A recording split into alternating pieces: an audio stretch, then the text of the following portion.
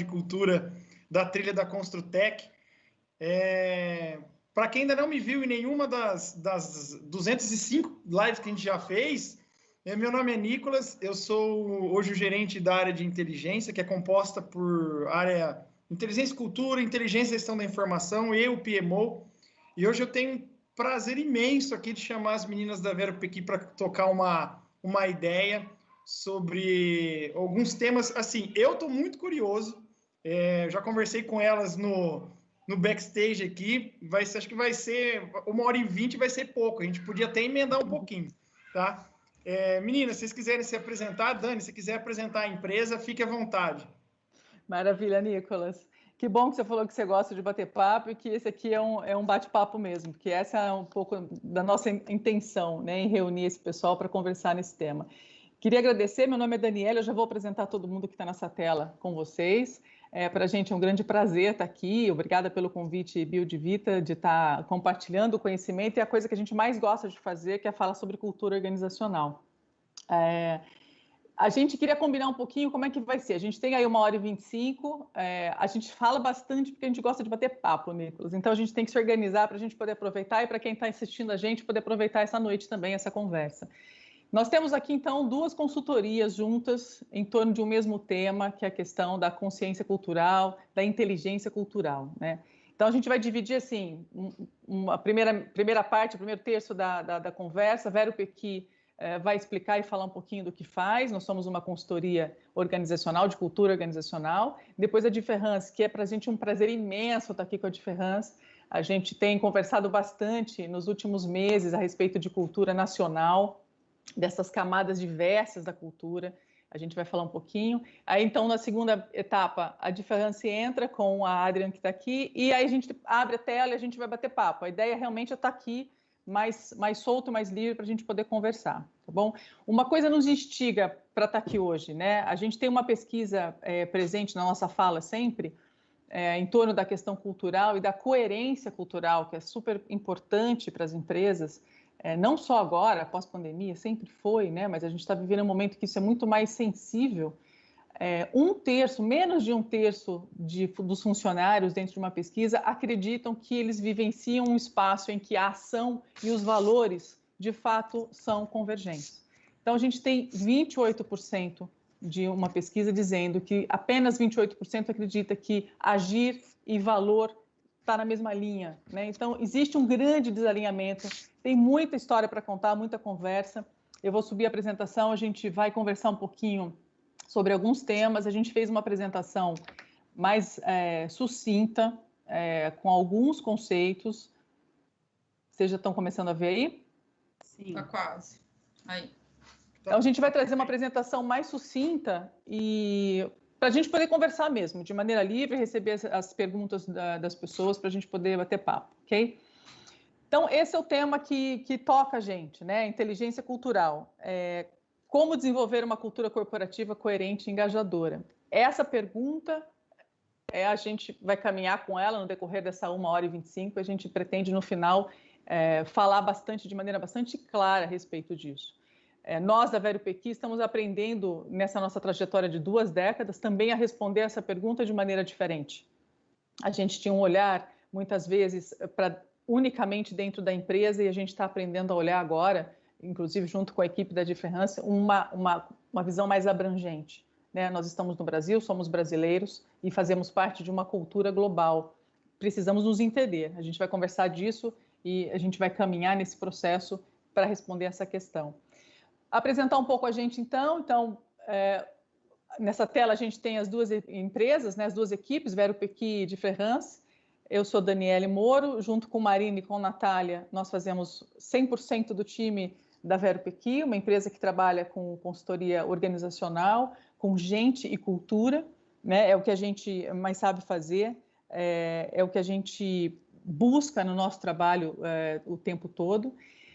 Do lado da Diferrance, aqui com a gente hoje, a Adrienne, que vai falar bastante dessa questão da camada mais profunda da questão cultural. A Adrienne faz parte de uma equipe de interculturalistas. A Diferrance é uma empresa que trabalha com interculturalismo dentro do Brasil.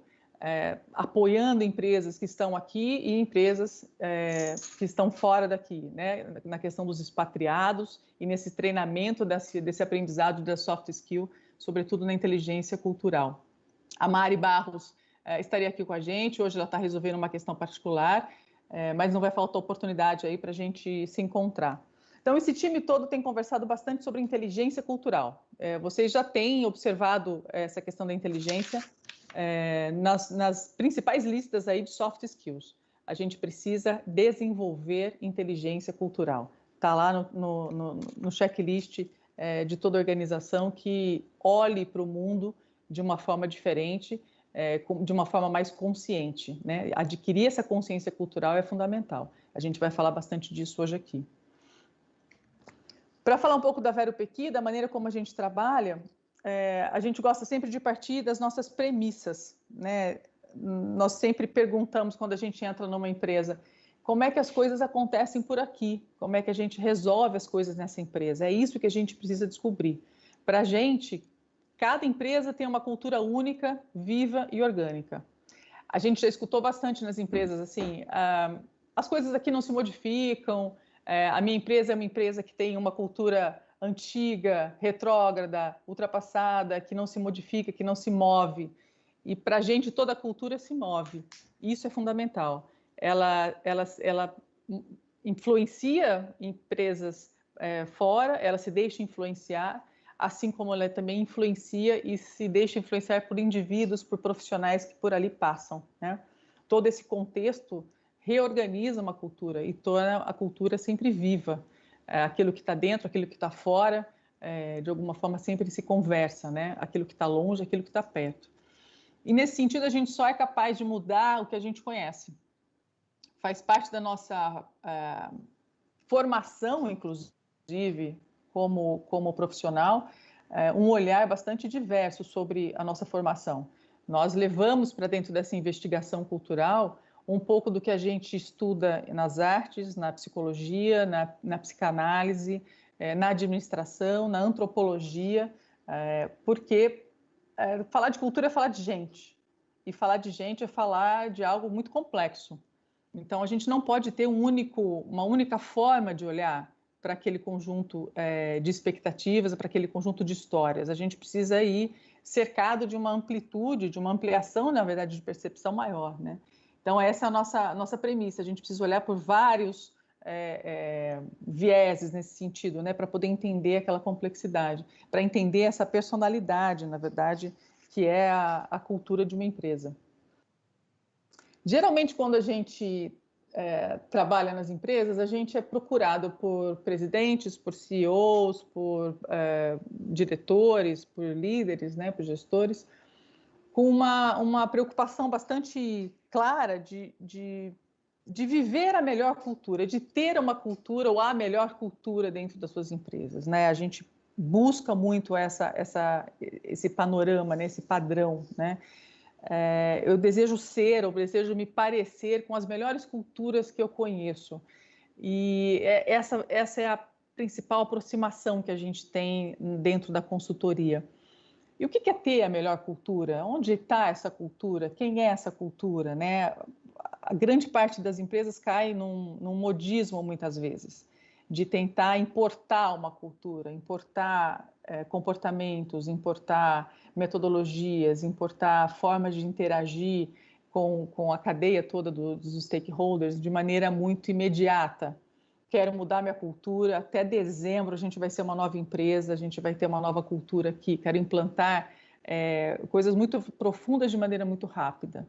Então, a gente olha para o Google, a gente olha para o Netflix, a gente pega sempre aquilo que a gente ouviu tanto na nossa formação já, as melhores práticas, né? Eu quero as melhores práticas. E aí isso vira um pouco uma prateleira em que a gente vai trazendo para a empresa e vai tentando impor algum ritmo ou alguma consistência nisso. E nem sempre funciona assim, né? Na maioria das vezes não funciona assim porque a gente não está preparado para receber essa carga de informação ou essa expectativa. E aí a gente tem um ponto 2, eu tenho esse desejo, o que as pessoas começam a fazer então? Eu olho lá para o ponto de chegada e eu quero importar aquilo que melhor me cabe, ou aquilo que eu identifico como de valor mais positivado, né? Seja no mercado, enfim. E aí a gente sai sobrepondo ideias. Aqui é o ponto em que as empresas chegam até a gente com um discurso: nossa, eu já investi tanto, eu já gastei tanto dinheiro fazendo tanta coisa, eu já comprei os melhores treinamentos, eu já mandei o pessoal para fora, eu já trouxe gente importante aqui, eu já fiz ciclo de palestras, enfim, né, já usei metodologias e investiu muito dinheiro e não conseguiu ter resultado, né? Esse é um ponto bastante comum na nossa trajetória. Por quê? O que eu deixei de fazer? Eu não encarei de fato o que eu sou. Como é que a gente faz as coisas, né, dentro dessa empresa? Eu não parei para reconhecer de fato aquilo que eu tenho na minha essência. E como é que eu faço para modificar isso? Então, eu preciso primeiro me autoconhecer enquanto empresa, fazer um mergulho cultural, entender, investigar, escutar. A gente vai falar bastante dessas... como é que eu entro na cultura, né, organizacional, a gente vai falar um pouquinho para frente. Mas eu deixo de fazer. Quando eu deixo de fazer e importo, eu vou ter um choque. Eu vou ter problema, né? E essa é a investigação que precisa ser feita.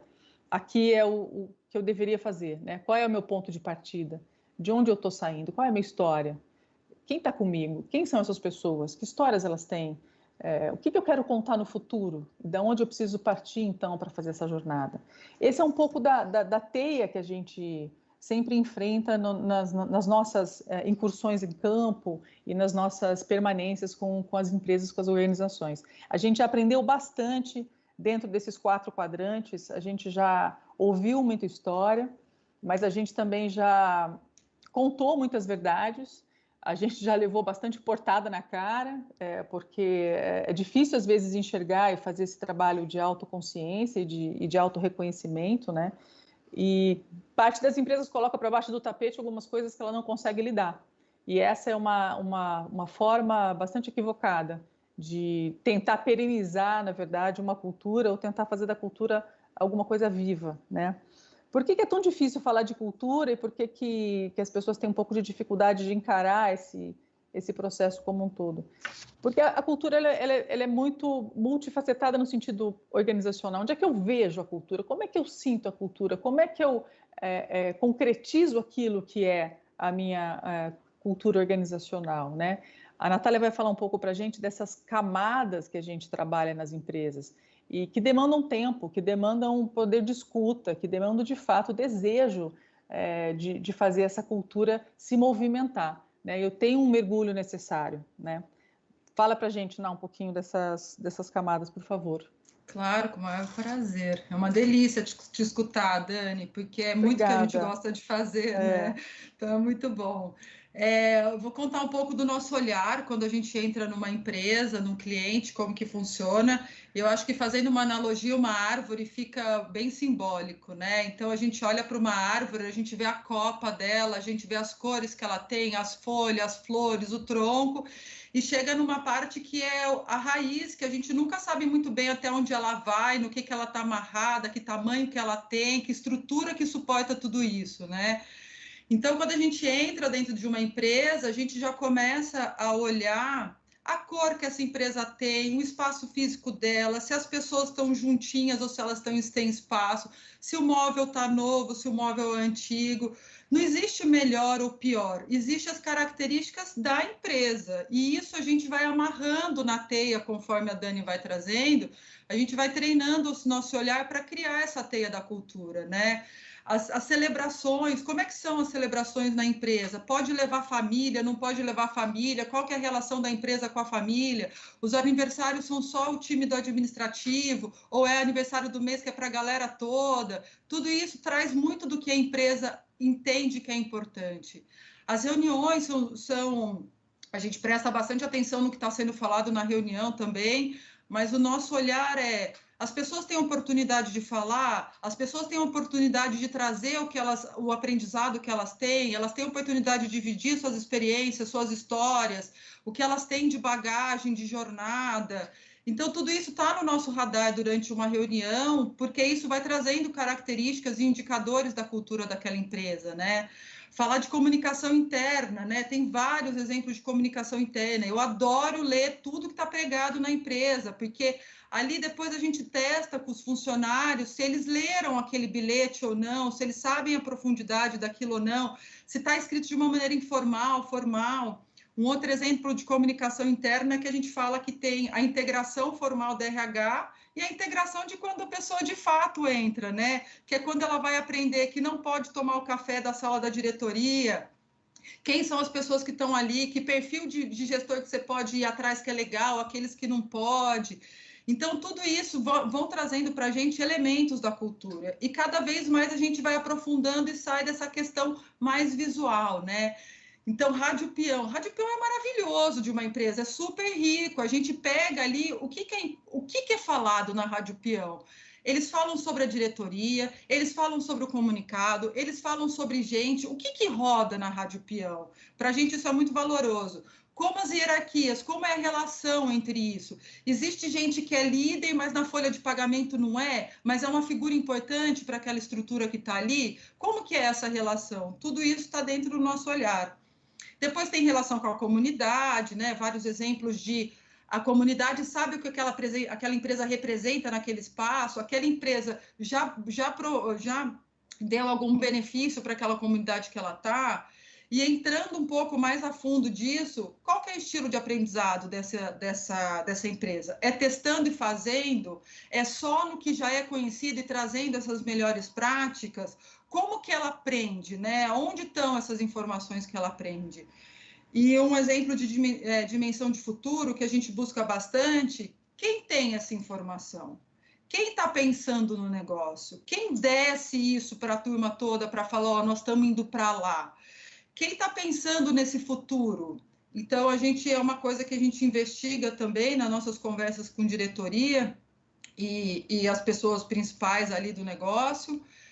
E aí, abrindo um pouco aí numa camada de raiz mesmo, que aí é muito nosso trabalho, que é presença, é estar no cliente, é vivenciar o dia a dia deles. Trabalho de campo que a gente traz da antropologia, né? A gente faz muita pergunta, a gente quer saber quem são as pessoas que estão ali, a história que elas têm, por que elas trabalham naquela empresa e vão todo dia trabalhar lá, o que segura elas ali? Elas gostam, é pelo dinheiro, é para a relação, porque é perto do trabalho, por que elas estão ali?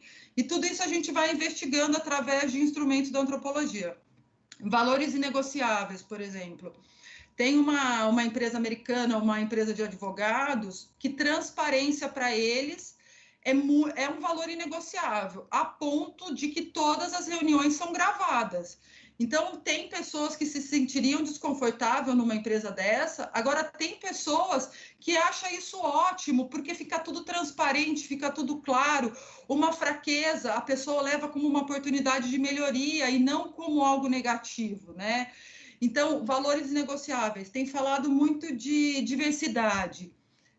A Natura, um exemplo que eles têm diversidade como um valor inegociável é 20 anos. Então, eles vão entrar em polêmicas, claro que eles vão, porque isso para eles é muito enraizado, é muito forte. Isso para eles não é um polêmico, é polêmico para a mídia e para os brasileiros, talvez, mas para eles não. É um valor que já está inegociável, né? Aí, num contraponto disso, a gente teve a oportunidade de ver os resultados de uma pesquisa de uma empresa e quando se falava de diversidade disso, o CEO queria saber quem eram as pessoas que estavam respondendo que são diversas, né?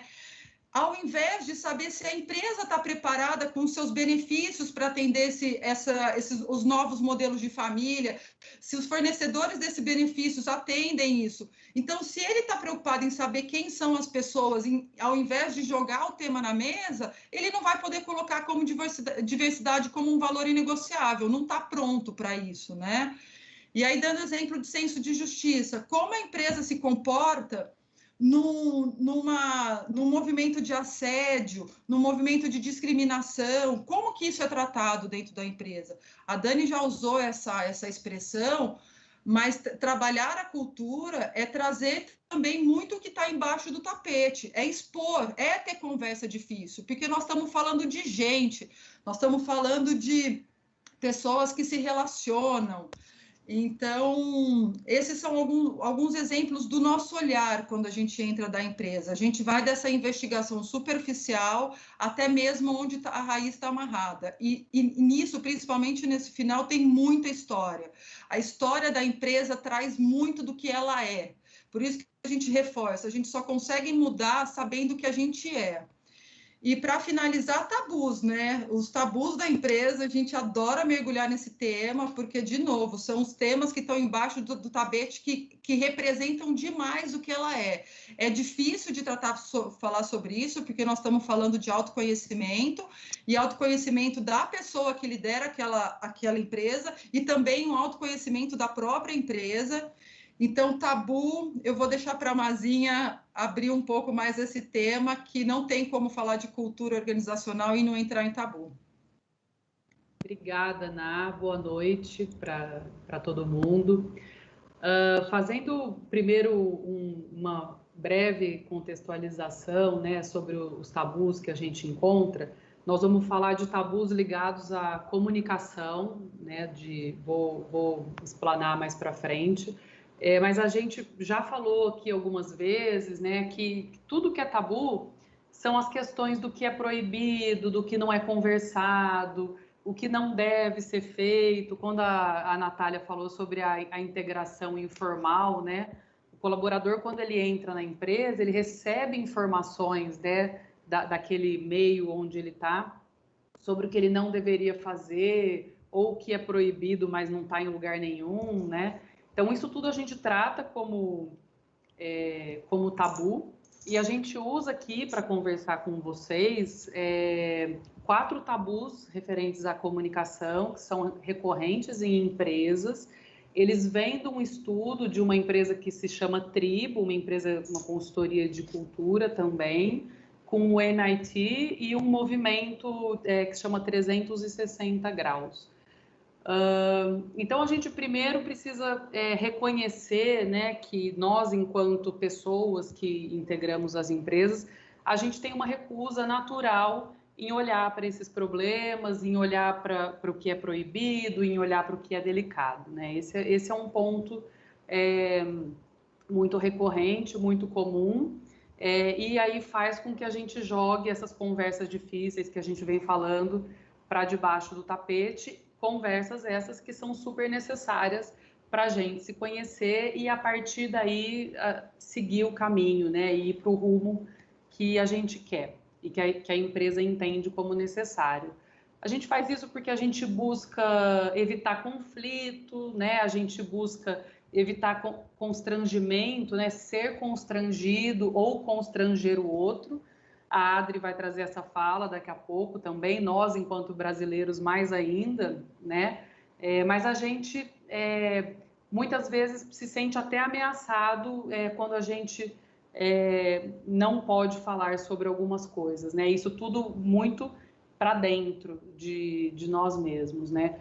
E tudo isso, no dia a dia de uma empresa, é muito ruim, porque impede que haja uma melhoria, né, no desempenho da equipe, que haja uma percepção de bem-estar dessas pessoas que todo dia vão lá trabalhar, e isso tudo é muito... é uma construção diária, né? Essas coisas vão acontecendo muito diariamente, e os líderes precisam estar muito atentos para tudo isso, para poder trabalhar junto com as suas equipes, esses tabus que são dominantes. Eu vou trazer já esses 4. E a gente, considerando ainda que nós estamos vivendo um ano super atípico, a gente não sabe muito como isso vai, quando e quanto tempo isso tudo vai se desenrolar, mas a gente tem convivido menos presencialmente, né? A gente se encontra muito virtualmente, o que faz com que a gente não perceba uma linguagem corporal. Às vezes a gente não se encontra no corredor e não resolve um problema que aconteceu, e aí tudo pode ir ficando maior do que realmente é, né? Então, a gente está vivendo esse momento em que a gente não consegue muito tratar preocupações antes que elas cresçam e afetem esse desempenho e esse bem-estar. A gente, quando chega numa empresa, a gente começa a identificar os sintomas, né, dessas questões. Então, o que é conflito que não está resolvido? Então, dentro de uma reunião, tudo está acontecendo redondo, né? Tudo está acontecendo muito bem, tem um silêncio, tem um clima amistoso, mas as pessoas chamam a gente para conversar depois, né? As pessoas mandam WhatsApp. Quando existe essas conversas de corredor, né? Que algumas vezes são muito contraproducentes, no sentido da empresa estar fazendo um movimento muito grande, né? E gastando muita energia para ir para um rumo, né? E algumas pessoas estão gerando esses pensamentos que são mais destrutivos do que construtivos e coletivos, né? Por o que as pessoas estão sendo desligadas da empresa. Então, a gente começa a perceber todos esses sintomas e o que não está sendo discutido. A importância de toda essa discussão e da gente, como líder, por exemplo, né, chamar as pessoas para ter conversas e sanar coisas que podem ir ficando muito grandes, para a gente, de uma maneira mais inteligente, de uma maneira até emocionalmente, né, mais inteligente, de uma maneira mais antecipada, a gente conseguir controlar isso e poder, de fato, seguir esse rumo para onde a empresa idealiza que quer ir, né? Quando a Dani fala, a gente é chamada para um movimento do que é e parece ser ideal, né? Então, para a empresa conseguir seguir esse caminho dela. E muitas vezes os líderes, eles têm uma percepção, né, que na nossa visão é equivocada, que essas conversas delicadas aumentam o problema, né? Que essas conversas consomem muita energia e que apontam culpados. Quando, na verdade, isso é o contrário, né? Quando a gente conversa sobre tabu, quando a gente consegue resolver uma questão delicada, uma questão difícil, o sentimento é de alívio, o sentimento é de confiança, o sentimento é de abertura e de conversas que sejam francas, né? E tudo isso permite, né, toda essa construção de confiança, que a equipe, os líderes e a empresa, né, de uma forma geral, consigam conversar sobre seus erros, consigam aprender sobre seus erros, né? A gente partindo do pressuposto que ninguém é perfeito e etc, né? E aí vou falar, por questão de tempo, a gente não consegue falar todos, é uma pena. Eu vou falar só um tabu, mas os 4 que podem se sobrepor são eu penso, mas eu não falo. Esse é o primeiro tabu e ele é o elefante na sala, né? Ele tá lá, tá todo mundo vendo, mas ninguém fala nada. O segundo tabu, eu sinto alguma coisa, mas eu não sei bem explicar o que é. Depois eu faço alguma coisa, mas eu não percebo o que eu estou fazendo. E por último, e esse que nós vamos entrar, eu falo uma coisa e faço outra diferente, né? Isso, eles podem se sobrepor, todas as empresas geralmente têm todos, né? A gente também, como pessoas físicas, temos as nossas falhas e a gente precisa ter esse autoconhecimento para a gente poder trabalhar isso, né? Então, quando eu falo sobre os valores da empresa, quais objetivos a empresa tem, qual é a inspiração que une, né, aquele coletivo, mas eu tenho um descompasso entre esse discurso e o que é visível, rompe uma coesão do grupo. Mas esse rompimento se dá provavelmente lá no primeiro tabu, né? Eu penso, mas eu tenho medo de falar. Eu tenho medo de falar, inclusive, para me autoproteger, para proteger o meu gestor, para proteger o meu colega, né? Eu me silencio para não distorcer o que está sendo dito e o que está sendo comunicado. Muitas vezes, né, o líder tem um papel importantíssimo nisso tudo, porque ele é o walk the talk, né? Ele é a pessoa cobrada por fazer, né, o que ele fala para as pessoas fazerem. Então, o líder ele precisa ficar muito ligado, né, para não jogar essas percepções para debaixo do tapete, porque cria uma percepção, uma impressão de uma positividade que não é verdadeira. E se não é verdadeira, não tem problema, a gente só precisa saber disso para seguir adiante, né? Então, eu tenho um temor que às vezes que o meu time não vai conseguir fazer todas as mudanças que são necessárias. Eu, como líder, acho que eu estou protegendo uma pessoa quando eu deixo passar alguma coisa que ela fez e ela não poderia ter feito. E aí tem essa questão que é muito grave, né? Até assim, porque eu impeço a outra pessoa de aprender. Eu iludo muitas vezes a pessoa, né? Quantas vezes a gente vê alguém ser desligado e a pessoa pergunta por que eu estou sendo desligado? Eu nunca soube, ninguém nunca me falou, né? Então, quando essa proteção superficial, né, acontece, eu quebro uma confiança que precisa existir e precisa estar no dia a dia, mantendo essa coerência, né? Quando a gente fala de cultura, a gente precisa falar de coerência para que haja esse engajamento, né? Para que haja essa evangelização, né? Que a gente fala, que as pessoas te sigam e escolham estar lá na cultura que elas estão vivenciando. Então, a partir do momento que o líder, né, e as outras pessoas também, obviamente, dependendo da cultura da empresa, conseguem fazer, mas o líder como um papel muito importante, dispor essa hipocrisia, né, que é uma palavra forte, mas é uma palavra que traz essa questão, né, de eu falar uma coisa e fazer outra. Quando o líder ele traz isso, ele reconhece, né, ele se vulnerabiliza junto com a equipe e reconhece que o que precisa ser feito não está sendo feito, né? E aí ele começa a conseguir conversar. Então, o que a gente precisa fazer? Né? O que a gente está falando, que a gente quer, e o que então a gente precisa começar a fazer. E esse nível, né, que é uma coisa possível de ser alcançada, é difícil, né, mas é possível, de franqueza, de autocrítica, de autoconhecimento, autopercepção, né? Isso diminui esse abismo que existe entre o discurso e a prática, entre o discurso e a ação. E aí, a partir desse momento, a equipe começa a conseguir refletir, né?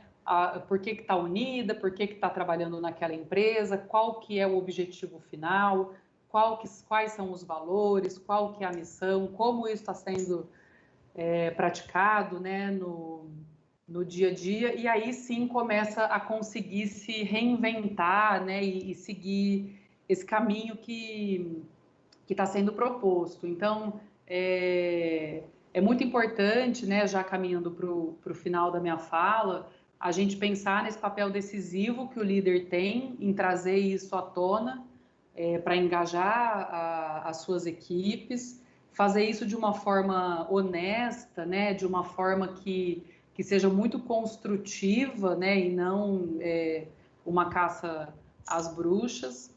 E agora eu vou chamar a Adri para complementar a nossa fala com uma cultura maior do que a cultura organizacional, né? É como nós, brasileiros, nos comportamos e por que, por exemplo, a gente tem esse hábito, né, de falar uma coisa e fazer outra, de concordar e depois não querer mais, né?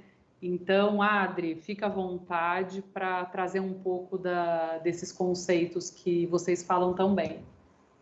Muito obrigada, Mar. Boa noite para todos. É um grande prazer estar aqui com vocês hoje, com o ProBuild. Obrigado pelo convite para ver e a equipe de vocês.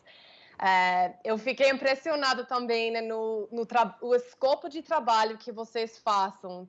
E antes de entrar na minha fala e subir a apresentação, eu queria fazer só um ponte com um contexto um pouco mais pessoal, mas primeiro refletindo um pouco em tudo que vocês fazem, porque vocês o trabalho de vocês tem que realmente manter o macro, né, esse nível de todos os níveis, todas as camadas da cultura, aquela árvore inteira de uma organização, uma empresa, e também manter os detalhes e manter aquele toque humano de poder falar com cada pessoa, de poder entender. É uma construção extrema, é uma arte o que vocês fazem. Realmente estou impressionada. Cada vez que a gente fala, é uma energia muito inspiradora. Então, obrigada, quero agradecer. E preciso fazer só um pouco de uma apresentação de quem eu sou, para que faz sentido, o que é o nosso trabalho, o que é o meu trabalho. Meu nome é Adri, como a Dani já falou. Sou norte-americana, vocês deveriam ter percebido o sotaque, que mesmo morando no Brasil uns 5 anos, o sotaque gringo vai ficar para sempre. Isso faz parte da minha história. E eu sou interculturalista. Eu trabalho para a Diferentes, junto com a Mariana Barros, e somos uma consultoria intercultural, que a gente trabalha nesse nível de cultura nacional, como a Mar falou. E essa é também dentro para as empresas brasileiras, para que, como vocês já falaram, para poder mudar a cultura, a gente tem que enxergar o que é nossa própria cultura. Igual que para empresas multinacionais, empresas que estão no processo de internacionalização. Então, é outra camada nosso nível de trabalho também, mas totalmente interligado. E antes de entrar no nosso fale também para hoje, eu acho que valeria a pena falar um pouco sobre o que foi para mim, porque quando eu veio para o Brasil por primeira vez, na verdade por segunda vez, e comecei a trabalhar numa corporação brasileira, foi em São Paulo. E eu entrei nessa cultura da empresa sem saber quais são esses valores, esses níveis daquelas raízes do árvore. Eu cometi muitos garfos, muitos erros, sem querer, por exatamente todos esses temas que a gente está falando sobre hoje. Então, acho que como um olhar de fora, como estrangeira, talvez possa oferecer algumas ideias, alguns conceitos que podem ajudar as empresas brasileiras para poderem conhecer vocês mesmos melhor. Então, um exemplo rapidinho que eu vou dar foi... eu trabalhei numa empresa brasileira por 2 anos e durante uma reunião, eu era uma das 5 estrangeiros. Durante uma reunião, nosso chefe chamou todo mundo, falou sobre um plano de como que seriam as metas para o ano que vem, como que seriam nossos procedimentos, nosso contato com clientes, etc, etc. Aí, no final, nosso chefe perguntou se tiver algum feedback. Ele queria ouvir a opinião da gente. E eu, sendo norte-americano, de uma cultura extremamente direta, extremamente literal, levantei a mão e falei, então, eu acho que tem algumas coisas que vão ser realmente muito difíceis com essa estratégia, a gente vai perder talvez um pouco da qualidade de nossa entrega. Aí eu falei realmente na lata o que eu achei. Que, como brasileiros, vocês sabem, era totalmente coisa errada de fazer na frente de todo mundo, particularmente para meu chefe. Mas, como sou de outra cultura, eu estava ouvindo somente as palavras que ele falou e eu não estava entendendo os valores sutis, que são tão importantes que afetam o dia a dia. Então, fui ao longo dos anos aprendendo cada dia mais um pouquinho sobre a cultura brasileira e tentando de ajudar também empresas a entender a própria cultura delas. Então, com isso, vou compartilhar minha tela aqui. Maravilhoso, Adri. Sempre muito bom ouvir essas histórias, né? Demais. Ai, que bom, espero. É bom para dar um contexto, sabe, um pouquinho. Está conseguindo ver? Tudo certo. Sim. Perfeito. Então, gente, como a grande maioria das pessoas não conhecem a área de interculturalidade, a gente usa o Peter Drucker como autoridade para falar sobre assunto também de cultura nacional. Que ele é um mestre, um guru de management, de business na área na Europa e América do Norte também, particularmente. E com essa frase em inglês, Culture Eats Strategy for Breakfast, a gente entende enquanto que a cultura realmente é importante na construção do negócio, na construção da empresa. O equipe da Vero Piquet já falou bastante em detalhes enquanto que é importante, mas realmente poucas empresas conseguem olhar para essa forma, esse lado, o que é a cultura da empresa, o que é a cultura nacional. E acho importante notar aqui qualquer cultura empresarial, organizacional que existe pode ser extremamente forte, mas também todas essas pessoas têm vários anos da vida delas morando na cultura nacional. Então, pode ser que mesmo trabalhando para a mesma empresa por 5 anos, 10 anos, até 15 anos, que é raro hoje em dia, mas ainda existe, essa pessoa também tem, além disso, umas 35, 40, 45 ou seja, anos de cultura nacional. E isso é super importante saber e poder ir um pouquinho mais profundo. Então, vamos lá. Dentro de nossa área do interculturalismo, teve algumas pesquisadores que queriam tentar demonstrar quais são as dimensões culturais para empresas que queriam entender, mas o que é essa área? Com quem que vocês trabalham como interculturalistas?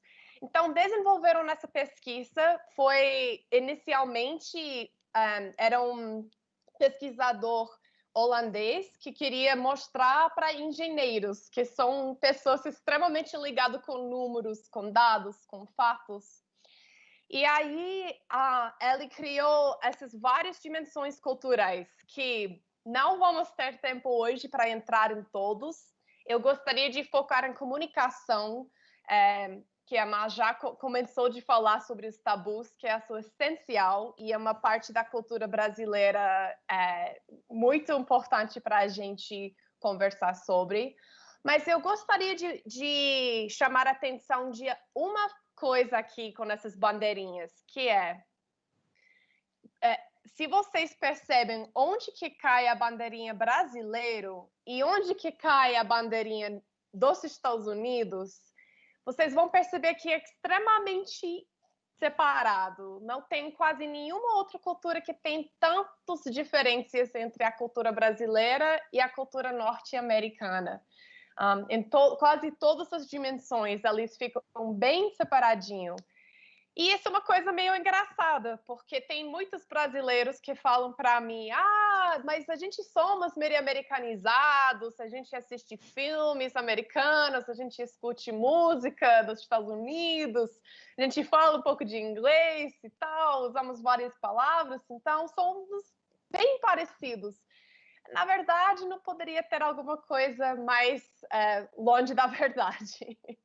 Que realmente são culturas bem distintas. Mas a gente entra mais profundo nisso daqui a pouco. Outro conceito que eu gostaria de apresentar para vocês são essas coisas mais específicas da cultura brasileira e uma das coisas mais maravilhosas para mim, como norte-americana, eu acho que existe dentro da cultura brasileira, que é o jeitinho brasileiro. Que muitos de vocês acham que é uma coisa tem meio negativo, quando que a gente fala treinamentos para as empresas brasileiras, falam, nossa, mas isso é meio corrupção, isso tem um significativo meio, sei lá, negativo, de não ser uma coisa boa, não ser uma coisa certa. E eu gostaria... né? Isso, exatamente, meio pejorativo. Só que eu gostaria de proporcionar outra perspectiva para vocês, que são com essas definições, que o jeitinho, na verdade, é um jeito extremamente criativo de resolver problemas que são insurmountable. Eu sempre esqueço a tradução para isso em português, mas... E a outro fato que tem também dentro do jeitinho brasileiro que é um jeito de usar relacionamentos e a intimidade para poder ter sucesso. Gente, eu proponho também, se vocês tiram no jeitinho brasileiro da cultura do Brasil, eu acho que vai ser bem difícil para poder resolver qualquer coisa. Depois a gente pode discutir mais isso, conversar sobre essa ideia. Mas eu também gostaria de falar para vocês que isso, a criatividade brasileira, o jeito de poder entender como usar relacionamentos nos momentos necessários, de poder contar numa outra de uma forma imediata, espontânea, quando imprevistos acontecem, foi uma das coisas que eu, como norte-americana, quis aprender aqui no Brasil, porque é uma coisa que norte-americanos não conseguem fazer, não conseguem pensar tão rápido ou agir tão rápido.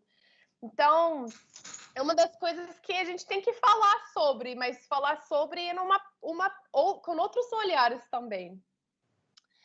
Mas vamos um pouquinho mais para a comunicação, gente, voltando para o assunto também de tabu, que a Má também traz para a gente hoje. Adorei o tabu que ela falou sobre... É uma tabu de falar algo e fazer outro, né? É um dos tabus principais. Mas vamos lá, gente. A comunicação brasileiro é extremamente complexo, né? A gente fala que dentro no mundo existe culturas que têm uma comunicação direta, que foi eu na empresa brasileira como norte-americano falando para o meu chefe diretamente o feedback quando não era para falar. E tem outras culturas que têm uma comunicação indireta ou complexa, que na verdade é tão importante prestar atenção do que está no ar, que está no ambiente, de ler entre as linhas, do que também prestar atenção das palavras. Na verdade, as palavras literais, às vezes, nem têm tanta importância como a energia. E isso é uma coisa extremamente difícil para uma pessoa de fora, que vem de uma cultura mais direta, objetiva, encaixadinha, certinho, vamos supor, ou vamos dizer, de entender essas delicadezas, sutilezas de comunicação direta. E a comunicação brasileira é uma das mais complexas que existe, realmente. Então, mesmo dentro de América Latina ou dos países asiáticos também, o estilo de comunicação no Brasil tem algumas sutilezas que são simplesmente maravilhosas. Um exemplo que a gente gostaria de dar veio do Economist, que era tão complexo que eles escreveram um artigo para estrangeiros poderem tentar entender melhor. Então, dentro desse manual, esse artigo, deram esse exemplo do que os brasileiros dizem, eu vou dar uma passada mais tarde. E os estrangeiros entendem, beleza, ele virá mais tarde. Fica lá, esperando, mandando mensagem, lá no bar, lá na casa, lá na festa. Só que os brasileiros querem dizer, eu não vou. E daí, tem exemplos disso que vocês, como brasileiros, aprendem das suas mães na infância, do contexto, de uma forma tão natural, tão corporal, que é muito difícil até explicar para um estrangeiro isso. Vocês nem vão pensar, temos 1000 exemplos disso, que também não temos tempo para entrar em todos, mas a gente gosta de brincar que o brasileiro tem 17 jeitos de dizer não sem dizer não.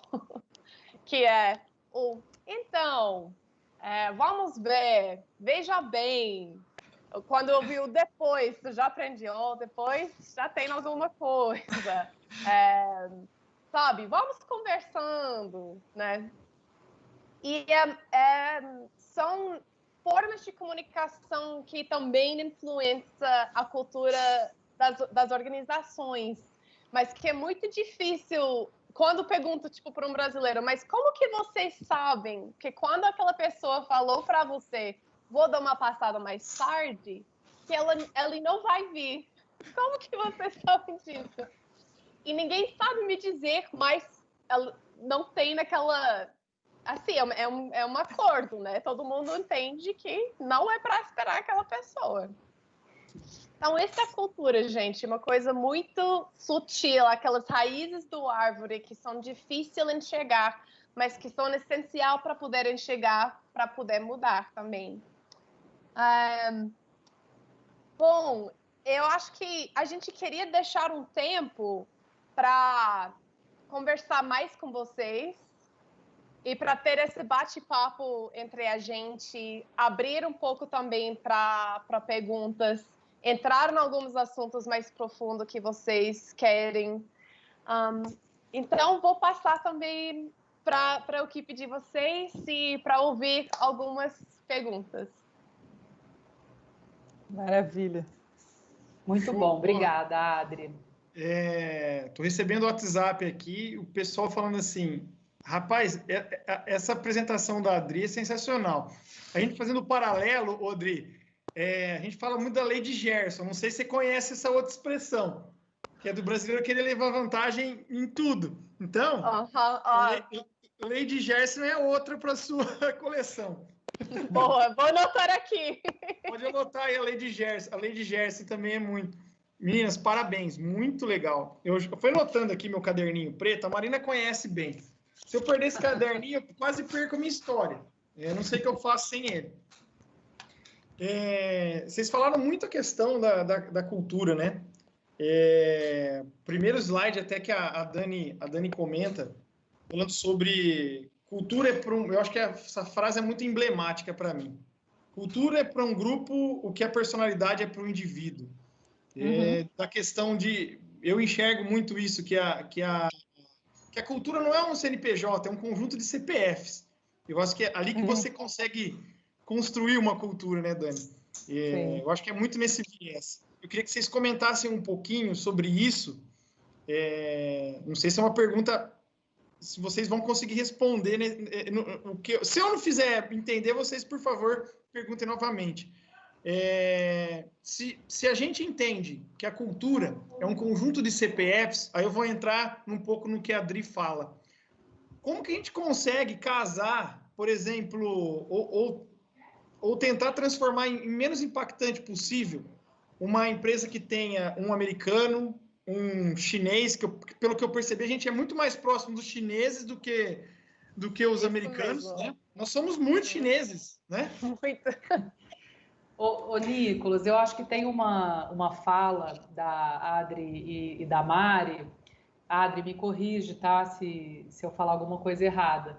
Mas que tem um estudo que os países no mundo foram agrupados por culturas, né? Então, os anglo-saxões, os ibéricos, e o Brasil, Israel, a China, a Índia e o Japão não se encaixam em nenhum grupo. A gente tem uma cultura muito particular, né? E eu acho que o que é muito bom do que a gente vem conversando muito, né? Dá para conversar muito tempo, né? Os temas, inclusive, mais polêmicos a gente nem trouxe, e são os mais legais, e os mais impactantes mesmo, assim, a gente poder entender e se enxergar como um país que tem muita coisa boa acontecendo, né?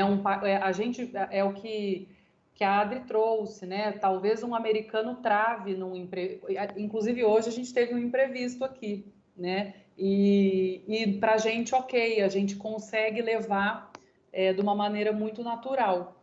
Então, também o que a gente tem de bom sendo brasileiro e não reforçando só esse jeitinho com corrupção, né? Com ganhar vantagem em cima de tudo, como uma coisa pejorativa, igual a palavra que você falou. Eu te interrompi na tua pergunta, Nicolas, mas eu queria trazer essa questão do Brasil ser um país único. Eu acho que isso é muito impactante. Né? Demais, eu acho que a Dri falou assim, é isso que torna a gente apaixonante. Eu acho que de fato né? Eu acho que nós somos... Eu não sei, eu não estudo, eu não tenho essa profundidade, a Adri pode falar mais, mas nós somos extremamente imprevisíveis por conta de como a gente vai lidar com alguma situação. A gente tem uma capacidade de se adaptar muito, muito grande. A Adri pode responder mais do que eu. Você acha isso também, Adri? É muito do nosso jeito, da nossa cultura, é isso? Totalmente. Exatamente como a Mara falou, temos estudos na nossa área que realmente também mostram que o Brasil é o único, junto com alguns outros países, que não cai dentro de um grupo de América Latina até. Então, até que essas empresas têm no Latam, às vezes, tem que realmente lidar muito diferente por causa das histórias diferentes, valores. Mas voltando para essa questão, brasileira realmente sabe como lidar com imprevistos de uma maneira que é impressionante para o mundo de fora, sabe? E um valor e uma riqueza cultural que tem que realmente ser valorizada e explorada mais, acho.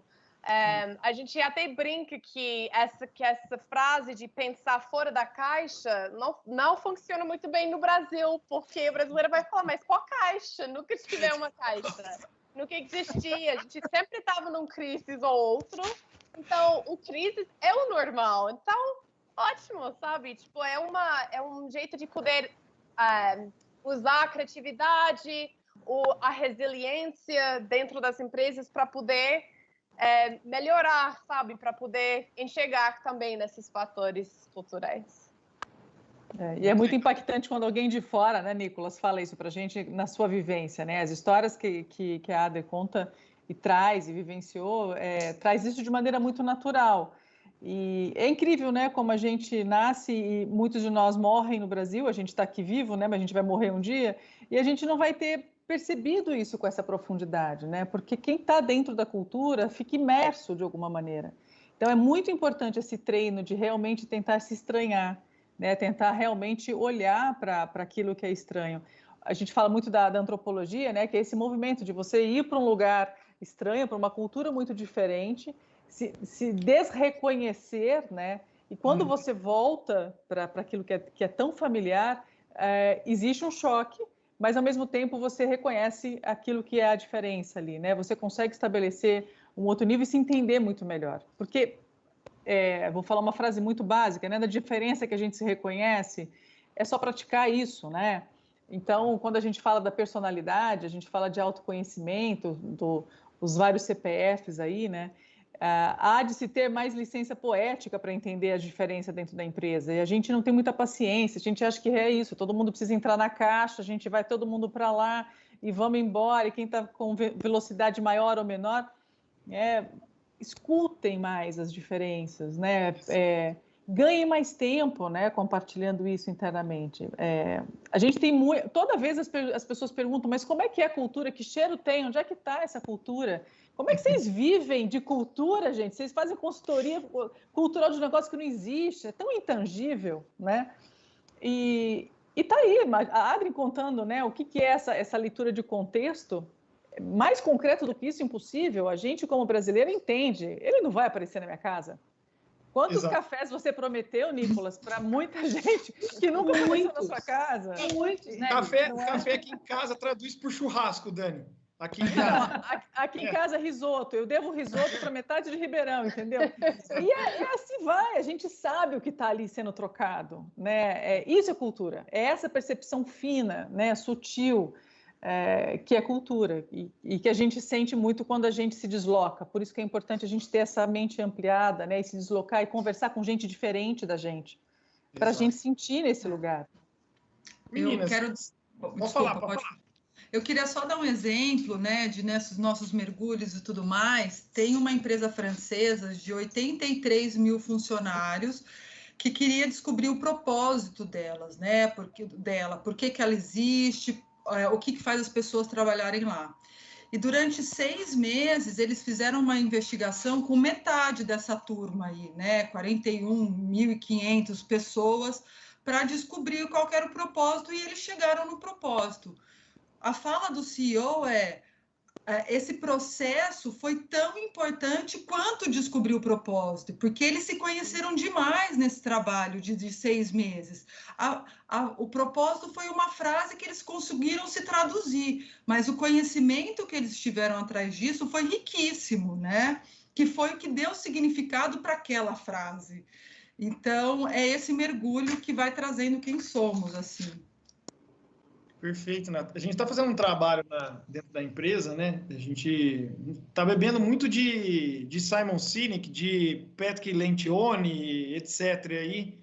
E uma das questões até que foi a Má que levantou a Scatena. Desculpa eu chamar ela de Má, viu? Porque para mim isso foi Má e vai ser Má. Da questão por exemplo, o cara está numa reunião será que eu vou expor o meu gestor, etc. Questão aí vou usar um pouco o Lencioni, né, da questão da pirâmide que ele fala, primeiro para a gente ter uma equipe de fato consolidada, uma equipe de alta performance, etc. A gente precisa estabelecer primeiro relações de confiança. Se eu não conseguir ter uma relação de confiança e administrar esses conflitos, que seria o próximo nível, cara, não vou conseguir comprometimento com os projetos, eu não vou ter responsabilidade com os resultados e não vou atingir o ápice que seria um resultado coletivo, né, como um todo. E eu acho isso bárbaro para mim, e quando você começa aí vamos falar de Brené Brown, vamos conversar um pouco aqui sobre vulnerabilidade, etc. E aí, meninas, o dia que vocês quiserem conversar sobre esses tabus que vocês não comentaram, a gente marca um happy hour, a gente conversa, a gente fala bastante. E eu acho isso muito bacana, muito, muito legal essa questão de você expor de fato a sua vulnerabilidade para você criar uma confiança na equipe, né? E aí eu queria pegar um gancho que eu acho muito, muito legal, que a gente fala sobre muita questão do Brasil, né? Da questão de metodologias usadas nas empresas, tal, principalmente com essa questão de meritocracia, assertividade, etc. Até que ponto, aí eu vou tropicalizar a minha pergunta, tá? Ele foi nos 2 pontos que a gente estava conversando antes, né? Meritocracia e assertividade. Exatamente. Falei assim, como que a gente consegue unir essas coisas com a questão da meritocracia e da assertividade para a gente criar e analisar a cultura brasileira de forma eficiente, se é que a gente tem uma cultura eficiente ou não, né? Não sei se a gente consegue unir essas duas questões. Eu vou repetir aqui o que eu falei numa palestra anterior. É óbvio que não existe bala de prata, não existe receita de bolo para que as coisas aconteçam. Senão seria muito fácil. Eu ia lá e falei assim, qual que é a empresa de sucesso? É Netflix, é a Google? Dou um Ctrl+C, Ctrl+V aqui, eu aplico, funciona. A gente sabe que não é bem assim. Eu queria que vocês explorassem um pouquinho, tirassem um pouco dessa dúvida que eu tenho. Vai, Adri. Tá bom. Então, eu acho que a gente tem falado muito também, nossas 2 empresas, assim, como muitas empresas brasileiras têm uma importação de valores do exterior, que é, por exemplo, talvez a transparência ou eficiência. Existe, sim, uma eficiência brasileira, mas eu acho que é uma forma bem diferente de chegar a esse resultado, porque é uma eficiência construído através dos relacionamentos. É uma eficiência construída através de outras formas de motivação, que talvez não é tão ligada na meritocracia, mas está mais ligada em outras formas que motivam o povo brasileiro, a cultura daquela empresa. Brasileira precisa gostar de estar no lugar do trabalho, do ambiente. É uma coisa que a gente mais ouve durante a pandemia agora, que a maioria das pessoas estão sentindo muita falta de é aquela convivência com os colegas do trabalho, porque brasileiro é acostumado de se divertir-se no trabalho. Isso, para mim, como norte-americano, eu não preciso, nunca precisava, sabe? Tipo, eu vou para o escritório para fazer minhas tarefas, no final do dia eu fecho o computador, vou para casa, estou de boa, eu não preciso socializar, entendeu? Da mesma forma que a brasileira precisa. Então, a gente tem que reconstruir o que é a eficiência no Brasil. E eu acho que talvez vocês também podem falar como do lado do desenvolvimento organizacional para complementar, mas vejo dessa forma. Não, isso é maravilhoso. A gente ouve muito, assim, as empresas querendo fazer algo diferente, mas passando muito longe dessa percepção que a gente diria aí tropical ou mais brasileira, né? São raros os gestores e empresas que nos convidam a pensar dessa forma, de uma maneira muito genuína no sentido cultural brasileiro. A gente aprendeu a olhar isso de maneira torta, né? De uma maneira não muito positiva. A própria Mari, que se estivesse aqui, falaria, né, que a assertividade é uma questão intangível, assim, impossível dos brasileiros. Quem sabe um dia, se a terra se abrir em 3, a gente vai conseguir ser assertivo. E para quê, então, né, Dani? Se a gente tem essa construção de que não somos, né? Precisa até que colocar, ponto, né? Precisa por colocar que a gente vai ser assertiva? E por que a gente precisa ser assertivo como os americanos são? Porque a gente não pode ser assertivo à nossa maneira se toda a nossa construção é baseada em relacionamento, não em resultado. Isso é muito forte. Aí a gente tenta encaixar, e por isso que eu acho que a gente falou tanto, acho não, né? Com certeza. A gente fala tanto de autoconhecimento e autoconhecimento da empresa, é autoconhecimento do gestor, é autoconhecimento desses CPFs que a gente está falando, que é esse monte de gente, para eu conseguir entender que o meu gestor não é assertivo comigo, que ruim, mas eu também não sou assertiva com ele, né? É tudo muito cruzado, não é de cima para baixo só, né? Então eu fico com essa pergunta também. A gente precisa ser assertiva como determinado grupo? Eu preciso ter seguir uma meritocracia, como acontece em determinado grupo, sendo um dos países mais desiguais do mundo? Né? Só que quando a gente começa a falar disso, dói. É aí que a gente fala, não, vamos botar para baixo do tapete, porque realmente resolver esse problema é uma questão de muito tempo, não é uma questão para o final do ano. Né? Os processos de feedback, né, são traumáticos, né? A gente tem histórias maravilhosas para contar e muito tristes também, dessa insistência de enquadrar o feedback numa metodologia, num formato, num tempo, numa forma de se entregar a informação, né? E poderia ser muito diferente. Se a gente é tão relacional, a gente teria tantas outras formas de fazer isso. Então, acho que é isso que a gente tem trabalhado muito, estudado muito junto com a diferença. O que é ser genuinamente uma gestão brasileira? Como é que a gente pode fazer isso e dar força para essas questões, né? E tornar isso um diferencial, já que é um país tão diferenciado, com tanta criatividade, né?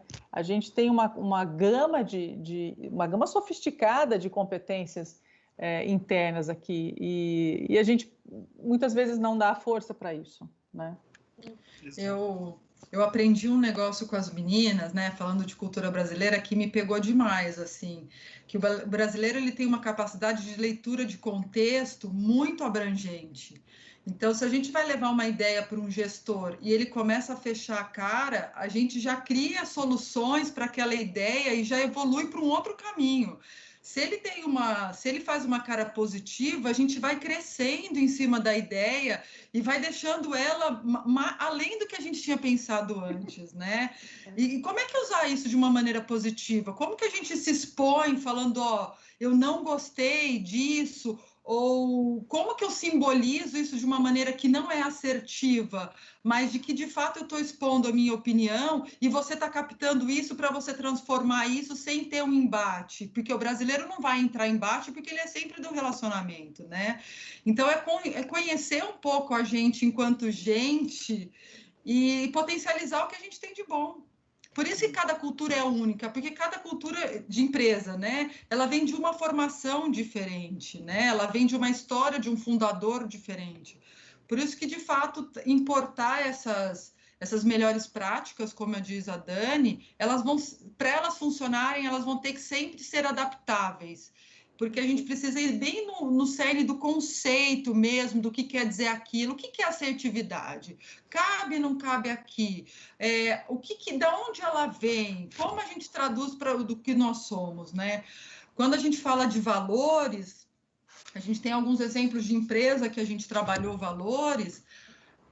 O principal era explicar o que é o valor, né? Tem empresa brasileira, é difícil de falar transparência, então vamos falar transparência, o que significa transparência, inovação, o que é ter valor de inovação, né? A empresa ela vai ter que se modificar de uma tal maneira, porque ela vai no conceito daquele valor, o que é negociável ou não. Então, acho que é muito importante a gente aprofundar no que a gente escolhe ser, né? Então, eu quero ter uma empresa, de novo, transparente. Tá bom, mas você está preparado para abrir os seus números ou para mostrar seus resultados? Ou numa situação de conflito com uma pessoa que questiona essa transparência, como a empresa vai se posicionar?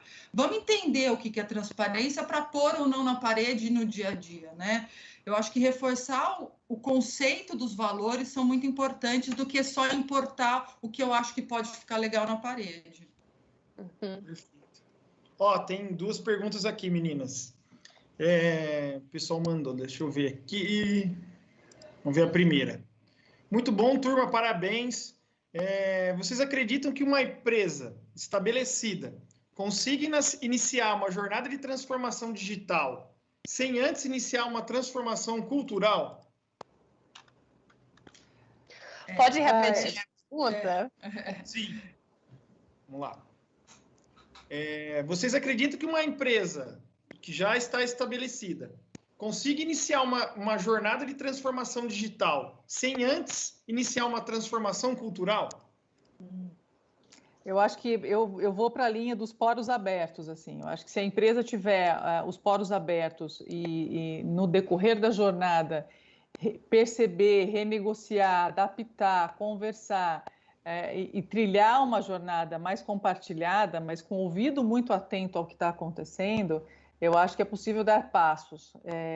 Inevitavelmente, essa empresa vai parar em alguns marcos dessa jornada e vai falar: por que isso não está dando certo, por que isso está doendo, e aí ela precisa ter essa condição de entender. Se ela não fez esse exercício ainda de autoconhecimento, vai ser mais difícil. Eu acho que essa é a hora que algumas cabeças rolam, a gente, né, tem alguns pontos de tensão, os projetos são cortados, são engavetados, né, mas porque não houve ainda uma preparação, ou pelo menos um trabalho inicial para essa jornada.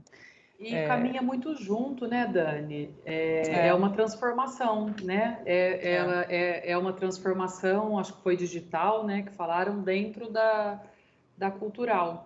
E aí, esses são os momentos de aparecer quais são os reais valores e o que a empresa está disposta a fazer para chegar naquele ponto 4 que a Dani coloca lá na teia, né? Dá para fazer, mas o que a gente tem que percorrer um caminho que eu vejo andando muito junto. Eu não acho que é uma para depois ser a outra.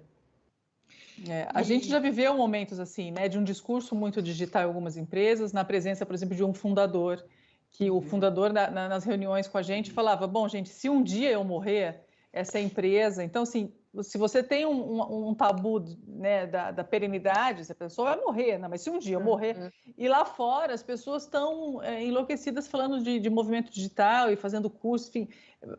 Congregar tudo isso há de ter muito talento, né? Então, faça um trabalho inicial, né, de percepção dessa cultura, para saber exatamente onde é que pode doer, onde é que pode ter mais conflito, onde é que pode...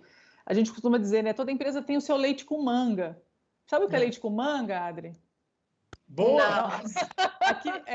Aqui no Brasil a gente tem algumas crenças que são passadas assim por geração. é de bom tom, disseram, não misturar leite com manga. Leite é muito bom, manga é muito bom, mas leite com manga é um tabu, não dá para comer. Alguma coisa até vai morre, acontecer. Viu, Adri? Até morre. Tem muitas histórias em volta do leite com manga. E toda empresa tem isso, né? Essa crença que a gente não sabe de onde veio. Quem inventou isso? Alguém já morreu com leite com manga? Várias histórias na internet. Muitas pessoas morreram com leite com manga no Brasil. Deve ser antropóloga, né, Dani? Ser antropóloga. Cara, eu queria ter uma conversa com você para a gente ver, porque eu adoro de onde vem isso. Tem umas questões assim que você não sabe de onde nasce. Muitas questões. Deixa eu só fazer uma contribuição para essa pergunta. Eu acho que a pandemia ela trouxe um momento das pessoas, para as empresas de fato conseguirem entender se elas são digitais ou não, né? As que conseguiram dar esse passo, conseguiram transformar seu negócio, seu modelo de negócio, seus produtos, elas estão preocupadas agora com as pessoas. Como é que está sendo o psicológico dessas pessoas diante dessa transformação digital? Então, mesmo que a empresa tenha conseguido fazer essa transformação digital, tem gente atrás. Tem gente, aí eles vão querer saber a história de cada um para saber por que está doendo em um mais e em outros também. Então, pode ter vindo uma avalanche de 3, 4, 5 meses aí que a empresa correu para conseguir ser digital, mas agora o movimento que a gente vê, vamos parar e pensar nas pessoas agora, entender a gente de fato, né? Qual que é o nosso propósito, por que a gente existe, como é que vão ser nossos produtos e nossos relacionamentos a partir de agora. Então, acho que essa pergunta, ela traz um pouco de tudo. É possível, mas vai ter que parar para olhar. Vai ter que parar para olhar, porque senão não adere. E já vinha acontecendo antes, né, Ná? Também, por isso que a gente fala de ser genuíno. Não já vinha passando por um processo. Essas empresas já estavam olhando para isso. E aí, na hora que precisou, partiu de um ponto mais adiantado, né? E aí são os valores postos à prova, né? E as reais prioridades. Uhum.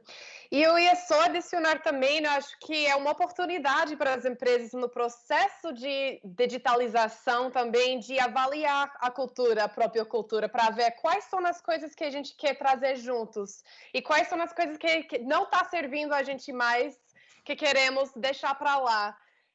Mas realmente tem que ter esse momento de reflexão que acho que a pandemia, em alguns casos, já deu para as empresas, igual como para as pessoas físicas também, para poder pensar nisso e pensar, ok, o que realmente está servindo nosso nesse momento, o que a gente pode deixar para lá. Sim. Ó, tá acabando o nosso tempo aqui, mas eu tenho mais uma pergunta que chegou, eu não vou deixar ninguém de fora. Então, vou fazer mais uma aqui.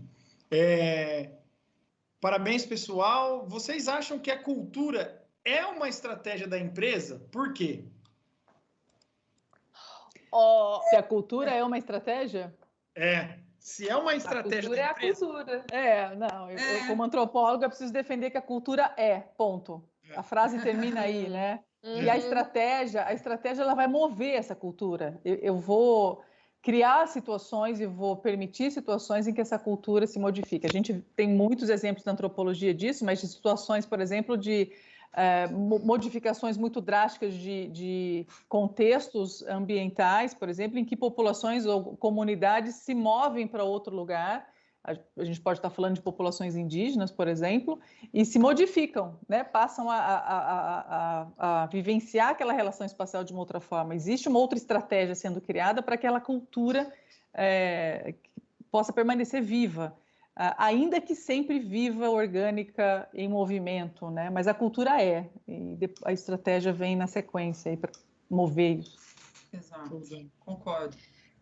Eu ia só adicionar que também demora para mudar a cultura. É um processo muito lento, é tão dentro de nós, tem tantas coisas naquelas raízes do árvore que a gente não consegue enxergar tão fácil, que para mudar esses crescimentos do raízes demora bastante. Então, é só para ter paciência também e lembrar disso. Adri, é ótimo você falar isso. Eu estava pensando outro dia, né? A gente trabalha com gente, né? A gente gosta de gente, a gente gosta de conversar, a gente vê a potência, né, nas pessoas, assim, as possibilidades, etc. Então, é óbvio que a gente acredita nas mudanças, nas possibilidades de mudança, né, e para melhor ou por mais difícil que seja. Mas a questão da velocidade, né, para ser uma mudança estruturada e uma mudança grande, né, da raiz, uma coisa é a gente mudar a copa da árvore, e inclusive é por onde se começa, né? Mas para a gente mudar a raiz, a camada mais profunda, vai um tempo. Não é do dia para a noite, não é de uma maneira superficial. E aí eu acho que uma coisa que a gente tem muito em comum, que a gente repete muito, vou falar de novo essa palavra, né? A questão de ser verdadeiro, de ser genuíno. Porque se não for, não prospera, não tem sucesso. E aí pode ser, não é necessariamente só da liderança, né, das empresas, é do corpo da empresa todo, né? Aí é esse movimento eu estou falando isso, me passa na cabeça aqueles cardumes de peixe, assim, que anda todo mundo muito para o mesmo lado, assim. Então essa questão de ser possível, mas não ser simples, né, e ser um processo é importantíssimo. E de como não ser genuíno afeta de maneira significativa a vida, a qualidade e a questão de saúde. A gente tem empresas doentes, a gente tem pessoas doentes cada vez mais, né? Porque esse encontro daquilo que é genuíno, daquilo que eu tenho de expectativa não acontece. E aí eu tenho uma carga emocionalmente muito forte. Diária, né? Diária, o tempo todo, né? De combate mesmo ali, né? Até um adoecimento muito profundo. Perfeito.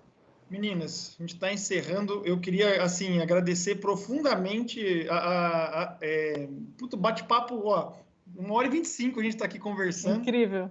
Não, os meninos já estão mandando, assim, Nicolas, vai começar a próxima. Falei, tá, quinta nós vamos estar com vocês, né, Nicolas? Quinta nós vamos estar de novo, uma outra roda aí com 1h20 também, acho que é 1h30. Acho que também.